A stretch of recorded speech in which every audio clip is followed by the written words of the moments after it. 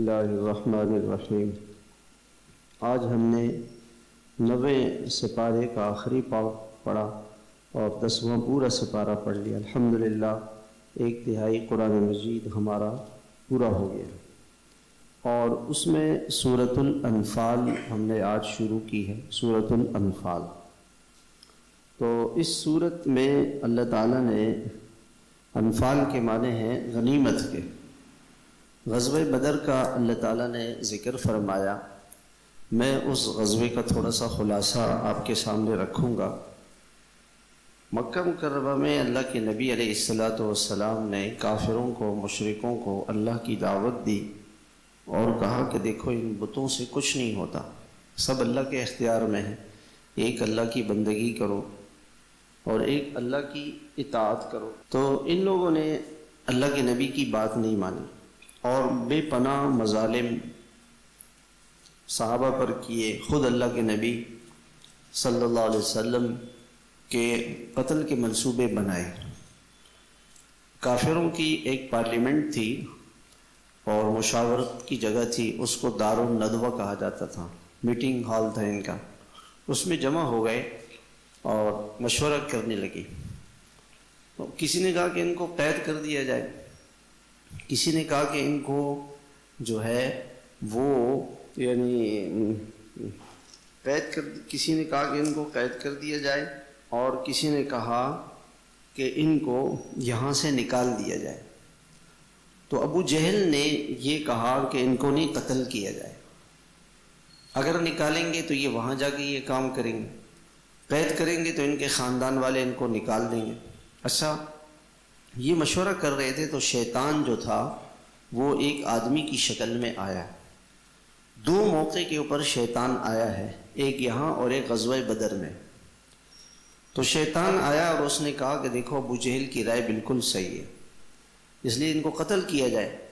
لوگوں نے کہا کہ جی ہم ان کو قتل کریں گے تو ان کا قبیلہ ہے وہ ہمارے خلاف ہو جائے گا۔ ان کا ایسا کریں کہ جتنے کافروں کے قبیلے ہیں ہر قبیلے سے ایک آدمی آ جائے اور سارے قبائل مل کر ان کو قتل کریں، تو یہ کس کس سے بدلہ لیں گے، کس کس سے بدلہ لیں گے؟ تو اس پر یہ بات مشورے میں طے ہو گئی کہ ان کو قتل کرنا چاہیے۔ اور حضور صلی اللہ علیہ وسلم کو کہا کہ حضور صلی اللہ علیہ وسلم کو تو پتہ نہیں تھا، اور منصوبہ یہ بنایا کہ ہم آج رات کو قتل کریں گے۔ اللہ تعالیٰ نے حضرت جبریل امین کو بھیجا اور اللہ کے رسول کو اطلاع کر دی گئی کہ آج رات کو آپ نے یہاں سے ہجرت کرنی ہے۔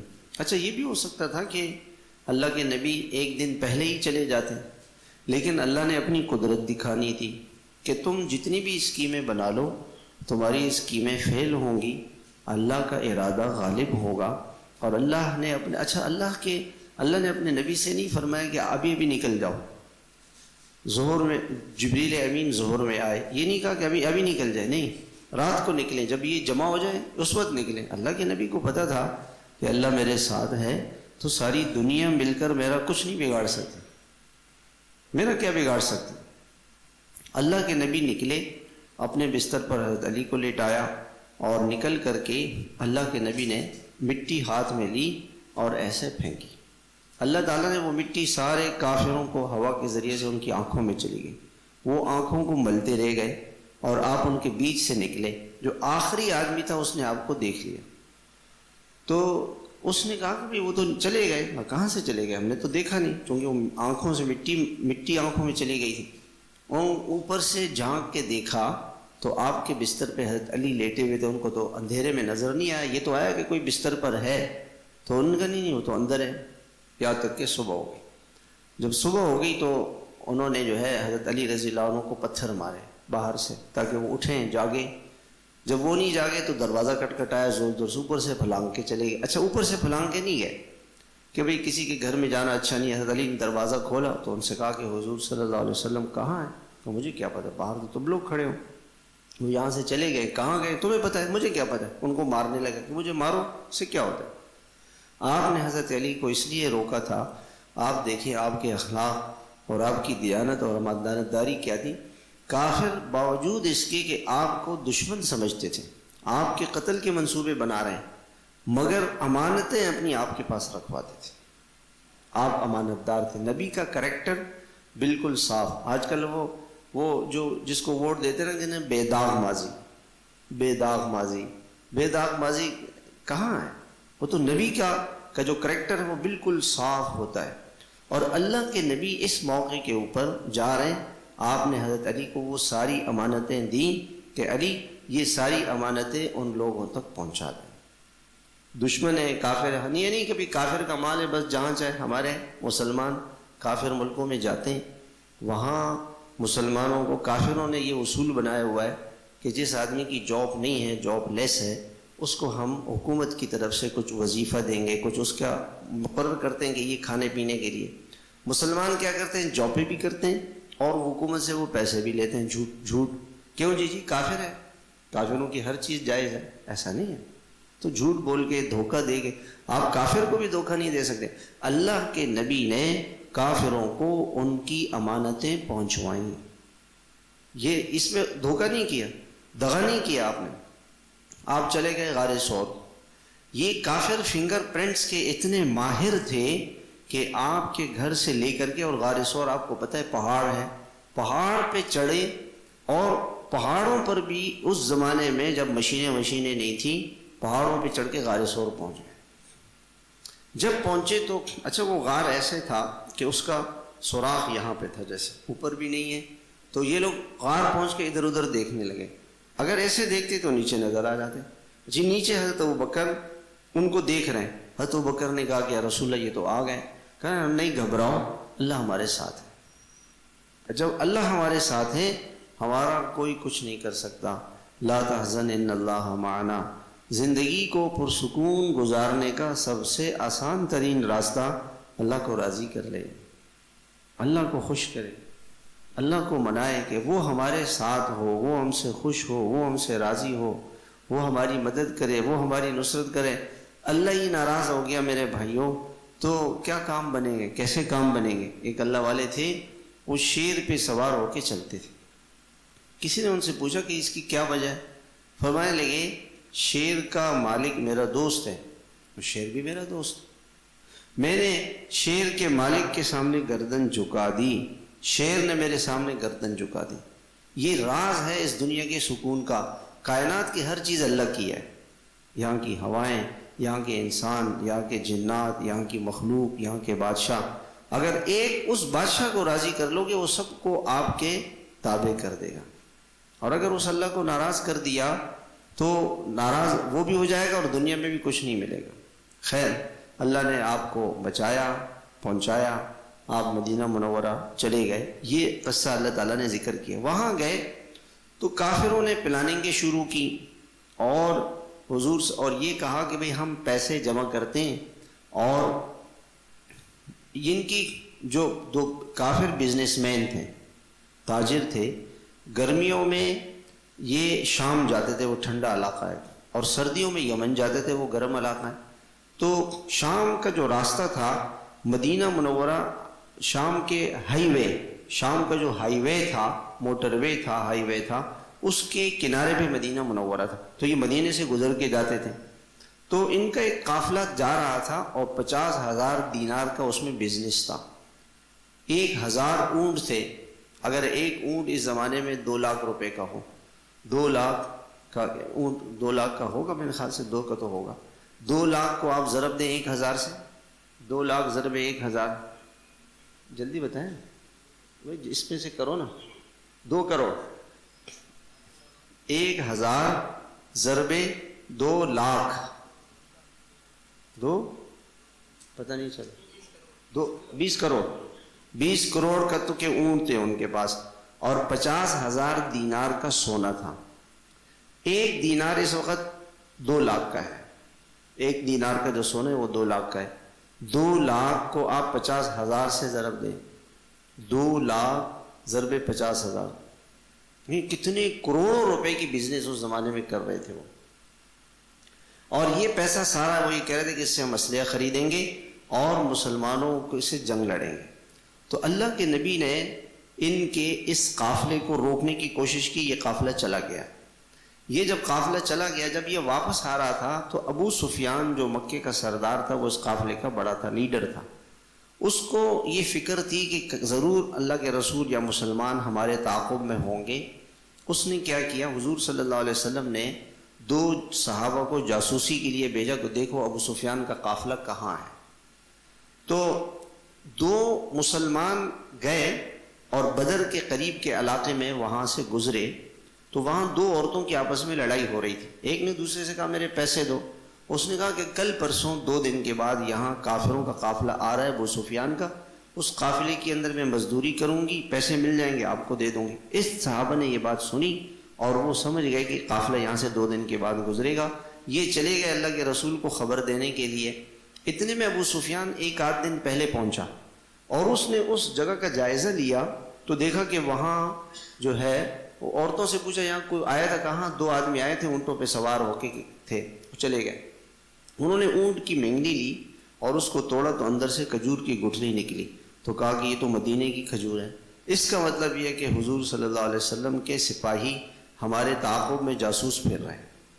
اتنے ذہین لوگ تھے، فوراً اپنا راستہ بدلا اور مدینے سے جو راستہ آتا تھا اس راستے کو چھوڑ کر ایک دوسرے راستے سے نکل پڑے اور مکہ مکرمہ کے اندر ایک خط بھیجا ایک آدمی کو۔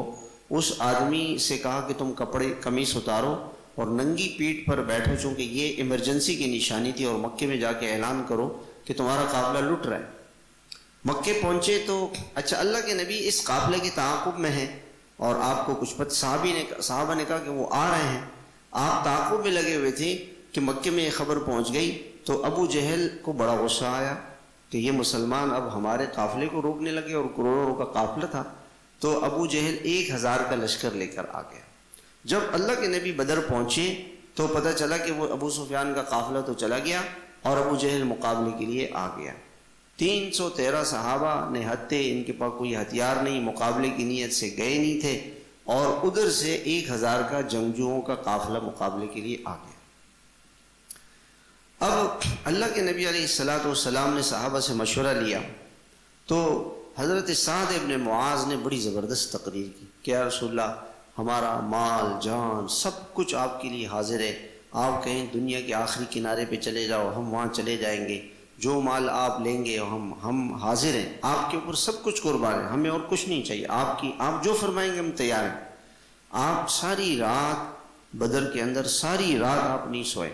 میں نے بدر کے اندر وہ جگہ دیکھی جہاں پہ حضور ایک چھوٹا سا چھپر تھا اس زمانے میں، مٹی کا ایک چھوٹا سا کمرہ تھا، چھوٹا سا کمرہ مٹی کا، جیسے یہ ہماری 4 دیواری، بہت چھوٹا سا کمرہ تھا، اور اس کمرے کے اوپر جو ہے وہ چھپرا سا اس زمانے میں، آج سے 25-30 سال پہلے کی بات۔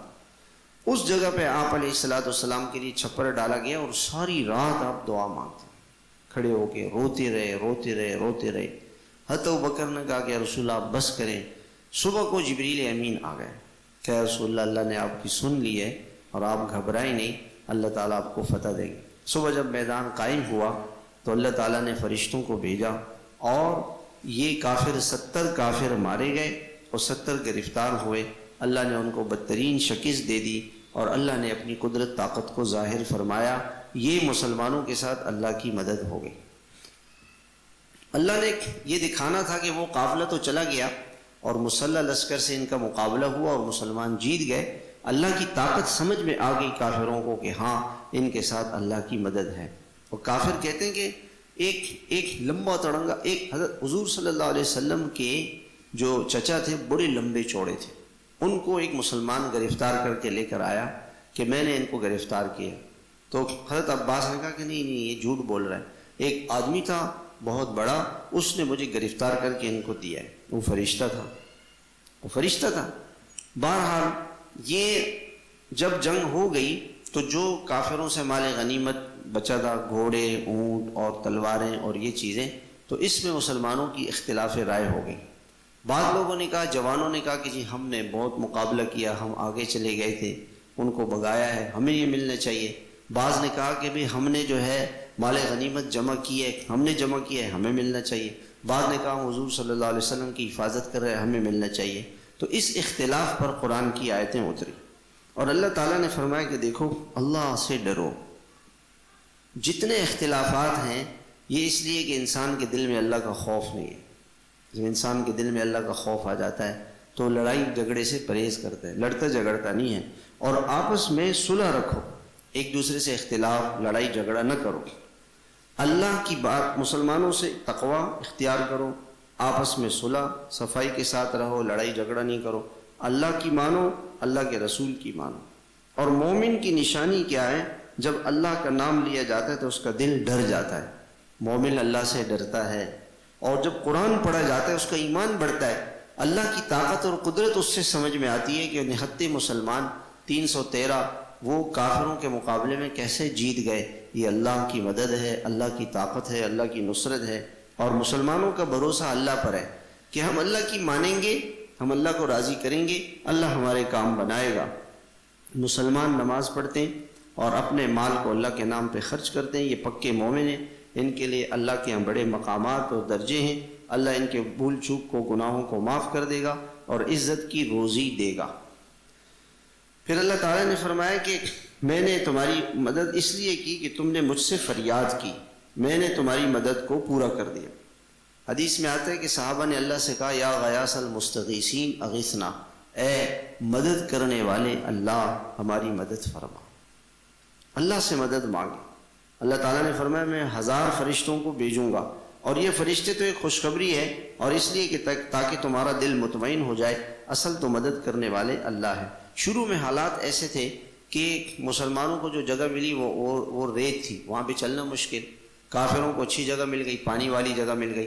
شیطان نے مسلمانوں کے دل میں ڈالا کہ دیکھو یہ تو کافروں کو اچھی جگہ مل گئی اور یہ شروع سے ہی ہمارے خلاف یہ ہو گیا۔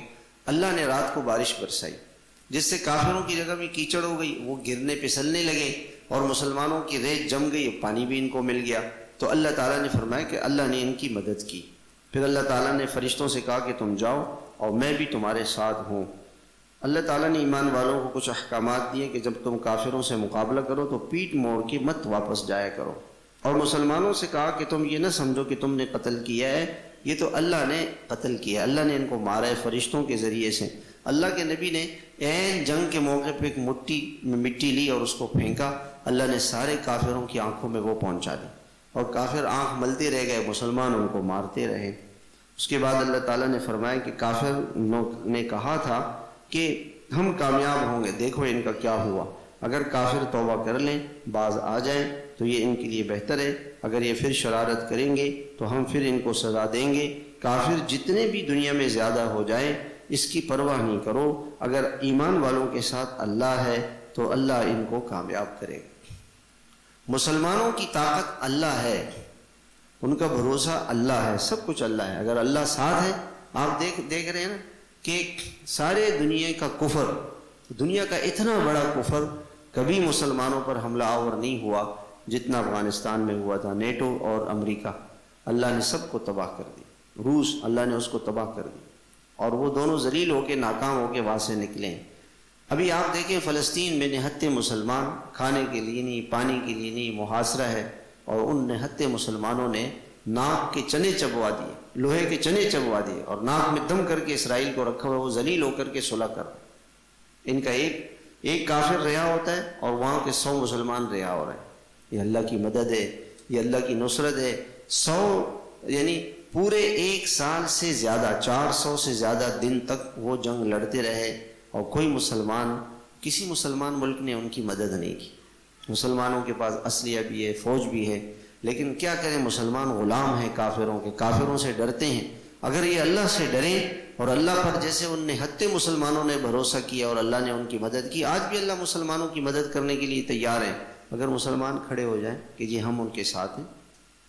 اس کے بعد اللہ تعالیٰ نے فرمایا مختلف، اللہ تعالیٰ یہ جو مسلمانوں کے دلوں میں کچھ کافروں کے لیے نرم جذبہ تھا یہاں آنے کے بعد کہ کافروں کے ساتھ نرمی برتنی چاہیے کہ ہماری اولادیں، مال، جان، جائیداد وہاں پر ہے، اللہ تعالیٰ نے فرمایا کہ دیکھو یہ مال اور اولاد تمہیں کام نہیں آئے گی، اللہ کے یہاں تمہیں اجر عظیم ملے گا، تم اللہ کے لیے اپنا سب کچھ قربان کرو اور اللہ کو راضی کرو۔ دیکھو اگر ان کافروں سے لڑو تاکہ دنیا میں سے شرک کفر ختم ہو جائے، اللہ کا کلمہ سربلند ہو جائے، اللہ کا کلمہ سربلند ہو جائے، اگر یہ کافر باز آ جائیں گے تو اللہ کو پتہ ہے، اور اگر یہ نہیں مانیں گے تو دیکھو اللہ تمہارا حمایتی ہے، کیا خوب حمایتی اور کیا مدد کرنے والا ہے۔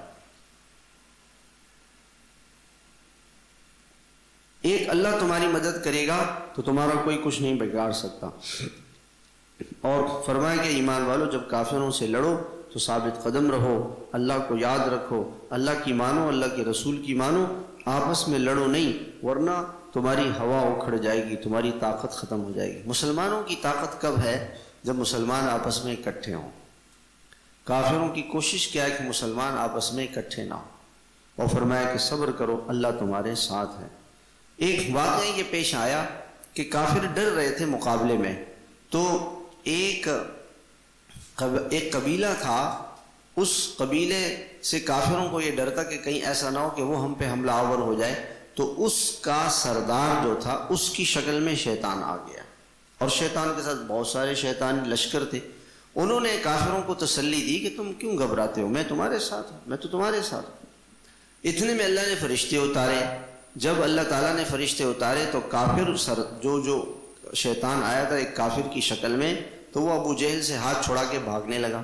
کبھی کہاں جا رہے ہو؟ اس نے کہا مجھے تو فرشتے نظر آ گئے، تو میری جان چلی جائے گی، میں تو نہیں آ سکتا۔ بعد میں کافروں نے اس کو بڑی غیرت دلائی، اس قبیلے کے سردار کو، کہ تم آئے اور عین جنگ میں ہمیں چھوڑ کے چلے گئے۔ اس نے کہا میں تو آیا نہیں، ان کا ہم نے تو خود دیکھا ہے تمہیں۔ تو وہ شیطان ان کی شکل میں ہے۔ دیکھو شیطان انسان کی شکل میں بھی آ کر کے شرارت کرتا ہے، بعض اوقات شیطان انسان کی شکل میں آ کے شرارت کرتا ہے، اور اس نے جب دیکھا کہ اللہ کے فرشتے آ رہے ہیں تو وہ بھاگ گیا۔ پھر اس کے بعد اللہ تعالیٰ نے سورہ توبہ، اس صورت میں اللہ تعالیٰ نے کچھ مسلمانوں کی توبہ کا ذکر کیا ہے، جو کل انشاءاللہ آیتیں آئیں گی وہ ہم بتائیں گے، اور اس صورت کا نام سورۃ البراءت ہے۔ جب صلح حدیبیہ ہوئی اور کافروں سے صلح ہو گئی تو کافروں نے اس صلح کو توڑ دیا۔ اللہ تعالیٰ نے فرمایا کہ اب آپ جا کے مقابلہ کریں۔ یہ رمضان کا مہینہ، اور اللہ کی شان 8 رمضان جو ہے اللہ کے نبی علیہ السلام مکہ میں پہنچے، اور 17 رمضان کو مکہ فتح ہوا۔ رمضان کے مہینے میں مکہ جب فتح ہو گیا تو اس زمانے میں کافر ننگے ہو کے طواف کرتے تھے، اور ان کا طواف کیا تھا؟ تالیاں پیٹنا اور سیٹیاں بجانا۔ آج مسلمان بھی کہیں تقریب ہو تالیاں مارتے ہیں، یہ تو کافروں کا طریقہ ہے۔ مسلمان الحمدللہ، شاباش، ماشاءاللہ ماشاءاللہ، اللہ کا نام لے، مسلمان تالیاں نہیں پیٹتے، سیٹیاں نہیں بجاتے، یہ تو کافروں کا طریقہ ہے۔ کافر سیٹیاں مارتے تھے۔ تو اللہ تعالیٰ نے، اللہ کے نبی علیہ السلام نے فرمایا کہ اب جو حج ہوگا، اس حج میں اب کوئی کافر نہیں آئے گا، ننگے ہو کے طواف نہیں کرے گا، اور کوئی کافر سیٹیاں نہیں بجائے گا، تالیاں نہیں پیٹے گا، اور جو اسلام کے طریقے سے وہ صحیح حج ہوگا اس کا اللہ تعالیٰ نے ذکر کیا ہے۔ یہ جو مکے کے کافر تھے یہ کہتے تھے کہ دیکھو اصل میں ہم اللہ کے چہیتے اس لیے ہیں کہ ہم اللہ کا گھر بیت اللہ، اس کے نگران اور متولی ہیں، اس کے خادم ہیں، حاجیوں کی خدمت کرتے ہیں۔ اللہ تعالیٰ نے فرمایا کہ ایمان کے بغیر ان چیزوں کی کوئی حیثیت نہیں ہے۔ سب سے ایک کافر جتنا بھی اچھا ہے، اگر وہ ایمان نہیں لاتا تو اس کی کوئی حیثیت نہیں۔ جیسے ایک باغی ہے، باغی بہت اچھا ہے، لوگوں کو صدقہ دیتا ہے، خیرات دیتا ہے، لیکن حکومت کا باغی ہے تو حکومت اس کو کسی بھی طریقے سے برداشت نہیں کر سکتی۔ تو کافر اللہ کا باغی ہے، وہ جتنا بھی اچھا ہو جائے، جب تک وہ اللہ کی بغاوت پر آیا ہوا ہے اس کی کوئی حیثیت نہیں ہے۔ پھر وہ مشہور آیت جو اس کے بعد اللہ نے ایک اور بات کا ذکر کیا۔ غزوہ حنین میں مسلمان جب مکہ فتح ہوا تو طائف اور حنین چلے گئے کافروں سے مقابلے کے لیے۔ تو اس زمانے میں مسلمانوں کی تعداد تھی 12,000 اور کافر تھے 4,000۔ مسلمانوں کی زبان پر یہ آ گیا آج تو ہماری جیت ہوگی، ہماری تعداد زیادہ ہے۔ اللہ تعالیٰ نے امتحان کی طرف سے امتحان آ گیا، اور یہ جو 12,000 مسلمان تھے، کافروں نے اتنے تیر مارے کہ یہ سارے مسلمان بھاگ گئے۔ اللہ کے نبی میدان جنگ میں رہے اور چند صحابہ۔ پھر اللہ کے نبی نے سب کو آواز دی کہ دیکھو میں اللہ کا نبی ہوں، تم واپس آؤ۔ یہ جملہ زبان سے نکلا تھا کہ ہم تو جیتیں گے، اور نظر مسلمانوں کی کس بات پر گئی؟ ہماری طاقت زیادہ، فوج زیادہ، اسلحہ زیادہ۔ اللہ نے یہ دکھایا کہ مسلمانوں کی طاقت اور بھروسہ صرف اللہ پر ہو، چاہے کم ہو یا زیادہ ہو، اس سے تعلق نہیں۔ اگر اللہ پر بھروسہ ہے تو اللہ مدد کریں گے، اور اگر اللہ سے اعتماد ختم ہو گیا، اللہ پر سے نظر چلی گئی کہ یہ ہماری طاقت اور اسلحہ، آج دیکھو نا مسلمانوں کے پاس ایٹم بم ہے اور کچھ کیا ہو رہا ہے؟ کچھ بھی نہیں ہو رہا۔ مسلمان دنیا میں پٹ رہے ہیں، مر رہے ہیں، ایٹم بموں سے کیا کریں گے آپ ایٹم سے کیا کریں گے؟ آپ جب اللہ مسلمانوں کے ساتھ ہو اور ایٹم بم نہ ہو تو مسلمان کامیاب ہوں گے، ایٹم بم ہو، اللہ ناراض ہو تو زندگیاں تنگ ہو جائیں گی، پریشان ہو جائیں گی۔ اس لیے مسلمان پریشان ہے کہ اللہ ناراض ہے، اللہ کا دین زندگیوں میں نہیں ہے۔ پھر اللہ تعالیٰ نے وہ جو قرآن کی آیت ہے، میں نے آپ کو اس کا خلاصہ ذکر کیا کہ 8 چیزیں ایسی ہیں جو انسان کو اللہ سے روکتی ہے۔ مسلمان سے مقصود کیا ہے؟ کہ اس کے دل میں اللہ کی محبت سب سے زیادہ ہو، اللہ کے رسول کی محبت سب سے زیادہ ہو، اللہ کے کلمے کو سربلند کرنا، اللہ کے دین کو دنیا میں پھیلانا، اس کے لیے مسلمان کا مال جان سب چیزیں حاضر ہو۔ اگر مسلمان میں یہ 3 چیزیں نہیں ہیں تو اس کی اللہ کی کوئی حیثیت نہیں، اللہ کو ناراض کر رہا ہے، اللہ کی بات نہیں مان رہا ہے، اللہ کے رسول صلی اللہ علیہ وسلم کی سنتوں پہ نہیں چل رہا ہے، اور اللہ کے مٹے ہوئے دین کو زندہ کرنے کا غم درد اس کے اندر جذبہ نہیں ہے کہ اللہ کا دین زندہ ہو جائے، مسلمان دین پر آ جائیں، کافر اسلام قبول کر لیں، یہ جذبہ نہیں ہے تو اللہ کی کوئی مدد ان کے ساتھ نہیں۔ اللہ تعالیٰ نے فرمایا کہ ایمان والو تمہیں کیا ہو گیا جب تمہیں کہا جاتا ہے کہ اللہ کے راستے میں نکلو جہاد کے لیے، تم زمین سے لگے جاتے ہو، تم نے دنیا کی زندگی کو پسند کر لیا آخرت کے مقابلے میں، حالانکہ دنیا کا ساز و سامان آخرت کے مقابلے میں بہت تھوڑا ہے۔ تم اگر نہیں جاؤ گے، اللہ اپنے نبی کی مدد کے لیے کسی اور قوم کو لے آئے گا، تم ان کو کوئی نقصان نہیں پہنچا سکو گے، تم اللہ کے نبی کی مدد نہیں کرو گے تو اللہ خود ان کی مدد کرے گا۔ اللہ کے راستے میں نکلو، ہلکے ہو یا بوجھل، اللہ کے راستے میں جہاد کرو، اسی میں تمہارے لیے خیر ہے۔ پھر اس کے بعد اللہ تعالیٰ نے غزوے کا ذکر کیا، غزوہ تبوک۔